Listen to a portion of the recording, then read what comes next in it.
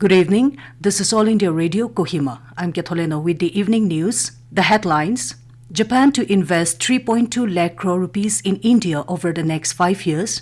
Naga Students Federation reiterates stand on non-cooperation against Indian armed forces. And Biren Singh to continue as Manipur Chief Minister for second straight term. And India at 136th bottom 10th rank in World Happiness Report 2022. As we start the bulletin, we appeal to our listeners to stay safe from COVID-19 by following these 4 simple steps: get fully vaccinated, wear a face mask, maintain 6 feet for social distancing, focus on hand and face hygiene. And now the news in detail. Prime Minister Narendra Modi yesterday said India presents limitless possibilities for Make in India for the world. He said, in this context, Japanese companies have been our brand ambassadors for a long time. Modi said Japan's cooperation in India's flagship projects such as the dedicated freight corridor and the Mumbai-Ahmedabad high-speed rail has been remarkable. He said India is grateful to Japan for this contribution. The Prime Minister said there has been good progress in the Mumbai-Ahmedabad high-speed rail project. He said both India and Japan understand the importance of a secure, trusted, predictable and stable energy supply. Modi said it is imperative to achieve the goal of sustainable economic growth and tackle the problem of climate change. He said India-Japan Clean Energy Partnership will prove to be a decisive step in this direction. The Prime Minister expressed happiness that Japan will raise its investment target in India to 5 trillion yen or 3.2 lakh crore rupees over the next 5 years. The Naga Students Federation (NSF) has reiterated its stand to show non-cooperation movement against the Indian armed forces until justice is served to the victims of the Otin incident and the other victims of the army excesses committed in the Naga inhabited areas. NSF President Gyewayu Tep and General Secretary Supuni N.G. Philo, in a directive to all federating units and subordinate bodies, stated that in furtherance of the resolution adopted unanimously during the Second Federal Assembly of the NSF on the 12th of March at Kohima, the House has resolved that no individual or group across the Naga areas should accept any form of humanitarian or other aids from the Indian armed forces. It said no individual or group will be allowed to invite the Indian forces to any event being organized in the state, neither they should partake in any official event of the Indian armed forces. The directive also stated that all federating units and subordinate bodies of the Federation should hoist a black flag in their respective jurisdiction as a mark of protest against the imposition of the draconian Armed Forces Special Powers Act 1958 in the state.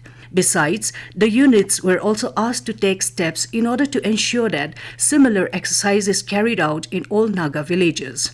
Further, the House endorsed the Executive Council of the Federation to take up any steps for immediate repeal of the atrocious AFSPA. The NSF further directed all units to ensure that the resolutions are strictly implemented in their respective jurisdiction and cautioned that defaulting units will attract befitting actions from the Federation. And Biren Singh will continue as the Chief Minister of Manipur for the second straight term.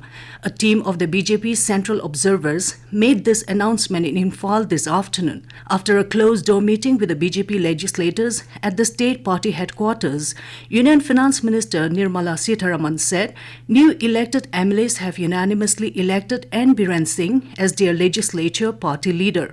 She hoped the decision would go a long way in ensuring political stability and good governance in Manipur.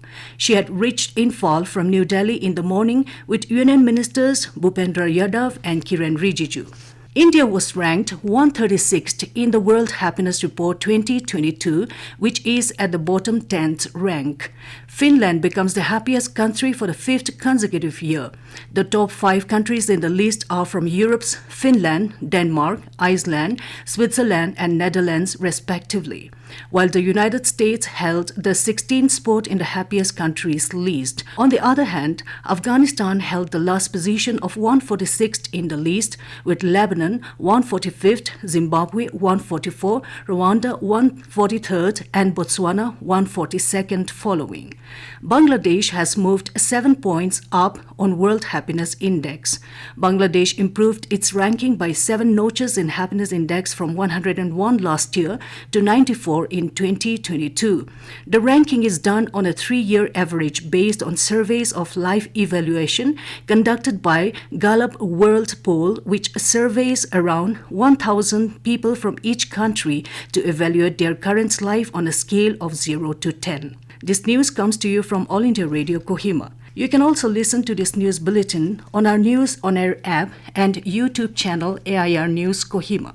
The India Meteorological Department today said heavy rains and strong winds hit Andaman and Nicobar Islands after a low-pressure area over the Bay of Bengal intensified. It said heavy to very heavy rains will continue over the Andaman and Nicobar Islands, and it will intensify into cyclonic storm Asani tomorrow. It said the storm will move towards the Bangladesh-Myanmar coast around March 22. National Disaster Response Force (NDRF) have been deployed at the Andaman and Nicobar Islands, and relief camps have also been set up across the islands as a precautionary measure.